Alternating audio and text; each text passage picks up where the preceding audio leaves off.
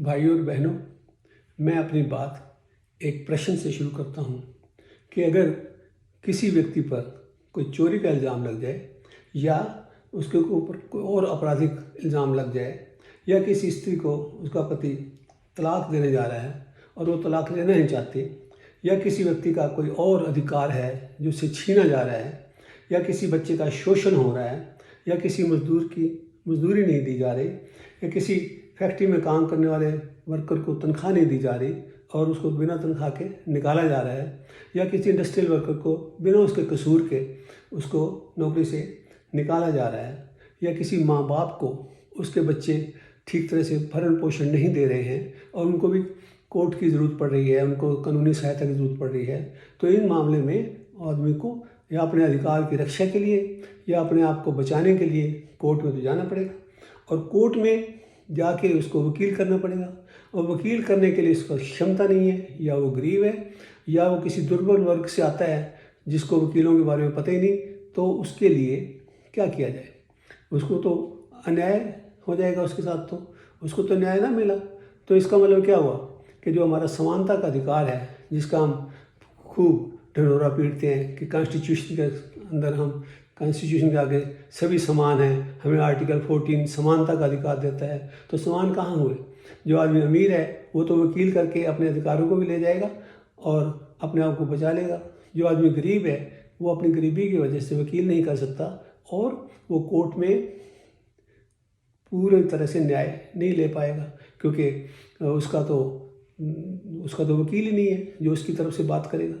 तो इन सब के लिए सरकार ने भी सोचा और सरकार ने एक कानून बनाया, भारत सरकार ने, जिसका नाम है लीगल सर्विसेज अथॉरिटीज़ एक्ट, विधिक प्राधिकरण अधिनियम 1987। तो 1987 में एक्ट पास हुआ और ये 1995 में जाकर लागू हुआ। 8 साल तो इसको लागू होने में लग गए। मतलब इतने हम नॉन सीरियस ले लेते हैं एक चीज़ को, गरीबी की, किसी की गरीबी को या किसी की दुर्बलता को या किसी की मजबूरी को। फिर भी चलो 1995 से लागू हो गया और उसके तहत अब डिस्ट्रिक्ट लीगल सर्विस अथॉरिटी में, जिसका चेयरमैन डिस्ट्रिक्ट जज होता है, आपको अगर कानूनी सहायता की ज़रूरत है तो आप वहाँ जा सकते हैं। वहाँ के जो इंचार्ज होंगे या जज साहब आपकी बात सुनेंगे और अगर आपका केस जेन्युइन है और इसका प्राइमा फेसी केस बनता है और जज समझता है कि आपको मदद की ज़रूरत है तो आपको फ्री में वकील करके दिया जाएगा। फ्री में वकील भी करके दिया जाएगा और जो उसके कागजों का खर्चा होगा वो भी सरकार वहन करेगी, आपकी स्टैम्प ड्यूटी भी नहीं लगेगी, उसका टाइपिंग वगैरह सारे खर्चे जो है वो सरकार ही देगी। वकील की फ़ीस सरकार देगी, आपके लिए वकील फ्री होगा लेकिन वकील को फीस मिलेगी, वो सरकार की तरफ से फीस मिलेगी। तो इन सब का इसका ऑब्जेक्टिव क्या है इस एक्ट का, कि कोई भी व्यक्ति अपनी गरीबी या दुर्बलता या दुर्बल वर्ग से संबंधित होने के कारण न्याय से वंचित ना रह जाए। तो इस प्रावधान का हर आदमी को पूरी तरह से पता होना चाहिए कि अगर कोई आदमी गरीब है या वो दुर्बल वर्ग से है तो उसको अब सरकार की तरफ से वकील करके दिया जाता है और सरकारी खर्चे पर ही उसका सारा काम होता है, उसका सारा मुकदमा लड़ा जाता है। तो इस तरह से कोई भी व्यक्ति अब न्याय से वंचित नहीं रह सकता। कोई भी स्त्री, कोई भी बच्चा, कोई भी दुर्बल वर्ग का व्यक्ति न्याय से वंचित नहीं रह सकता। तो ये किस किस के लिए है कानून? ये जो लीगल सर्विस मिलती है किस किस को मिलती है?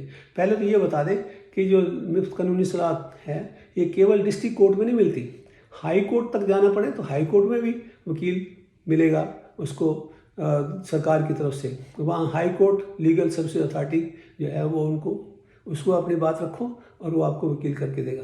सुप्रीम कोर्ट तक भी अगर आपका केस जाता है तो सुप्रीम कोर्ट में भी आपको वकील सरकार की तरफ से मिलेगा। लेकिन अब ये देखें कि ये है किस किस के लिए, किन किन को ये सरकारी वकील मिलता है या मुफ्त कानूनी सलाह मिलती है। इससे पहली बात तो यह है कि जो लोग शेड्यूल कास्ट या शेड्यूल ट्राइब को बिलोंग करते हैं उनके लिए ये वकील फ्री मिलता है। जो आदमी ट्रैफिकिंग समझते हैं, ट्रैफिकिंग क्या है? जैसे ये देह का व्यापार, जो लोग कई लड़कियों को इधर से लेकर उधर बेच देते हैं या बच्चों को बेच देते हैं, तो इसको ट्रैफिकिंग कहते हैं। तो ट्रैफिकिंग के जो शिकार हैं उनको भी ये मुफ्त कानूनी सलाह मिलती है, और विमेन को तो खैर है ही, बच्चों को भी मिलती है। जो लोग किसी प्राकृतिक आपदा से पीड़ित हैं, जैसे आजकल जोशीमठ की बात चल रही है, जोशीमठ में बड़ी दरारें पड़ रही हैं, प्राकृतिक आपदा आ गई है, उनको भी अपने अधिकारों की रक्षा के लिए कानूनी सलाह मुफ्त में मिलती है। इंडस्ट्रियल वर्क में जो लोग फैक्ट्रियों में काम करते हैं या किसी इंडस्ट्री में काम करते हैं, उनको इंडस्ट्रियल वर्कर को भी मुफ्त सलाह मिलती है। मुफ्त कानूनी सलाह मिलती का मतलब उनको वकील मुफ्त में मिलता है, और ये वकील ऐसा नहीं कि ऐसे लल्लू पंजू का वकील दे दिया जाए, उनको बाकायदा कॉम्पिटेंट वकील मिलता है जो उनकी अधिकारों की पूरी रक्षा कर सके। तो जो लोग उसमें हैं जिनकी एनुअल इनकम, गरीब आदमी हम किसको कहते हैं, जिनकी एनुअल इनकम 9,000 से कम है, ये तो सेंटर ने बनाया कानून कि जिसकी इनकम 9,000 सालाना से कम होगी उसको हम गरीब मानेंगे। लेकिन हर स्टेट अपना अपना अलग कानून बना सकती है। जैसे हरियाणा में और पंजाब में जिसकी इनकम 3 लाख रुपया सालाना से कम है उसको गरीब माना जाता है। तो ये लोग कानूनी सहायता ले सकते हैं। तो इस तरह से इस जो प्रावधान की, इस एक्ट की, इस कानून की हर एक को पता होना चाहिए। और आपको मैं इसलिए ये बता रहा हूँ कि आपको इस कानून का पता हो।